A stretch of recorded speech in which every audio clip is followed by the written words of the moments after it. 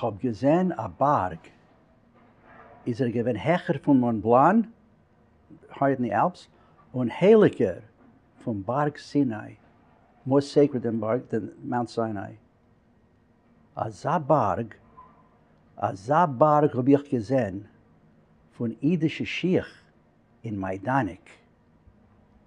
That's that kind of poem. And the last stanza, it's about a 5-minute poem, and the last stanza goes, Unhert, wer fleckt amol nicht wellen der Herren unser Gehen durch teuten Schwellen. Jetzt hert, stort euch, stort ein, mir gehen teuter Obhilch von all Leben. Wir wollen kein Mal euch kein Ruhe nicht geben. Und gehen, und gehen, und gehen. The shoes in the poem line up as an army and start marching. And they reminisce about who they were, who the people were. And at the end, they said, the last stanza, they say, we're not going to forgive it. You people who never wanted to hear our trials and tribulations, we will not forget this and we will keep on marching. You see, it's that kind of poem.